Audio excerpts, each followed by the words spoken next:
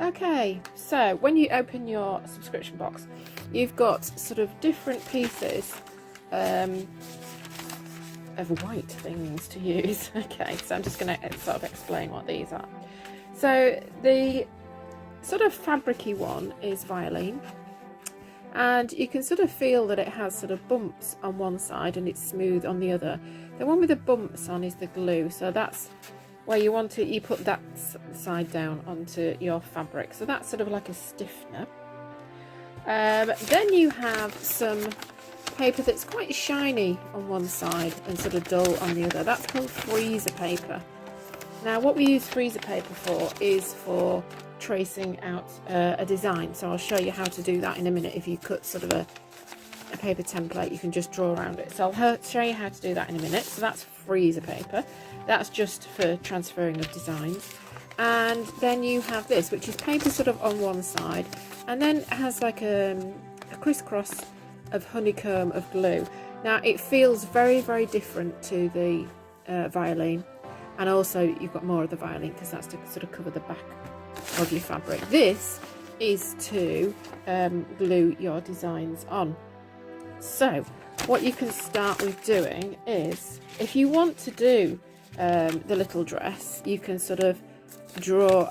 What I did was I folded the piece in half, and I sort of cut vaguely around it because I didn't think I'd done a very nice shape, and then you can open it out. Now if at that point you think, oh that's rubbish, you just do another one. That's just a piece of paper.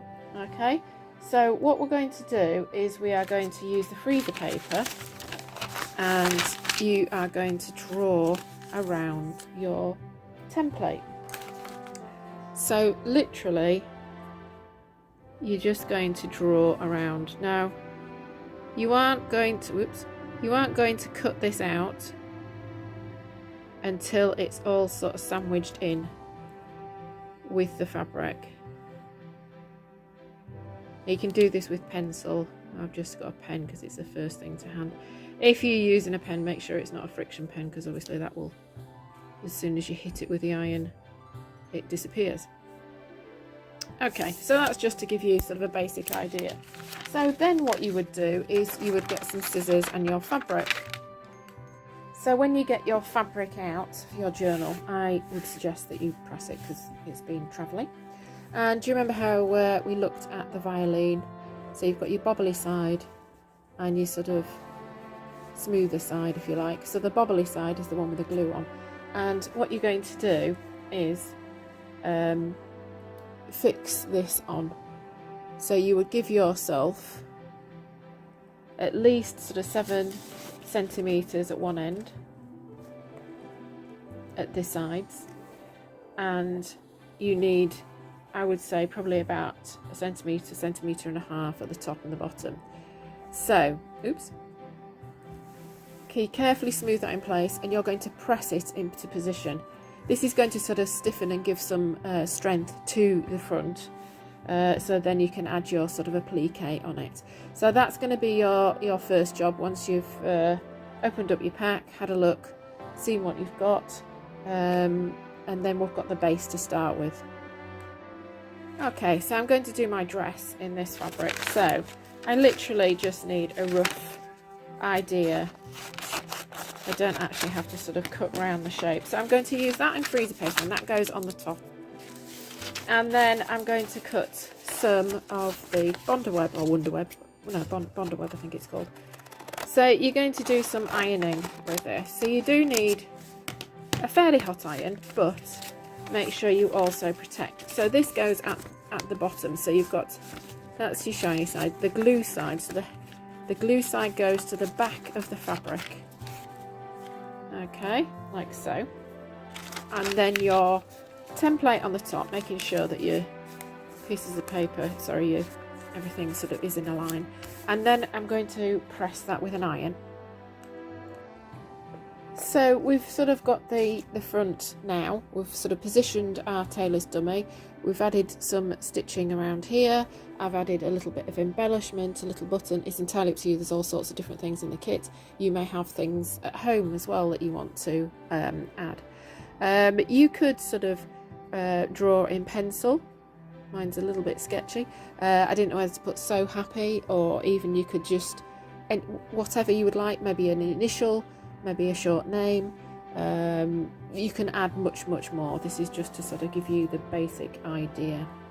So once you've got to that stage, you're then going to get the lining piece of your journal cover, and that needs to be the same size. So what I'm going to do is I'm just going to, so this is going to be right side to right side, and what we're going to do is I'm just going to make sure that I trim that to the same size. But once I've trimmed it to the same size, what I'm actually going to do is do a straight seam stitch down here and a straight seam stitch down, so the two short ends basically.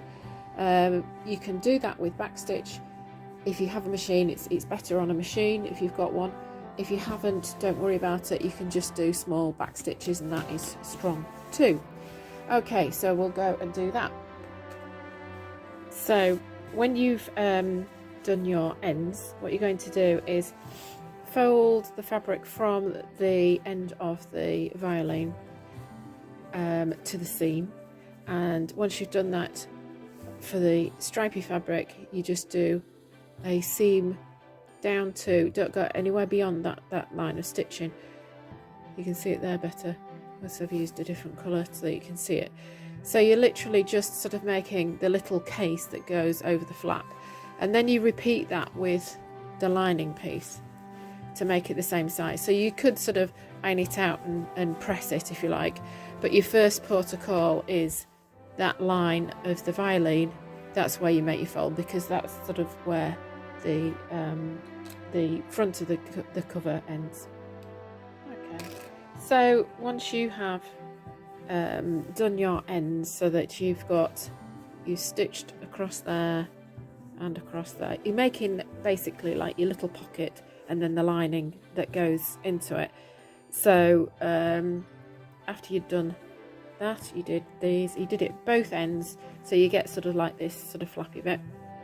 The next bit is to sew up your two other sides. So I start with the top because I want my gap to be sort of at the bottom at the back.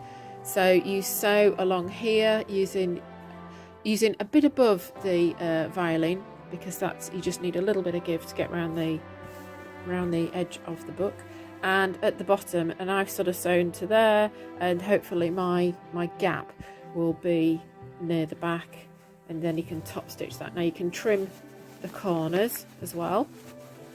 I get a sharper corner, but I'm just gonna hurtle through this to show you, because there's nothing better than bagging out the reveal.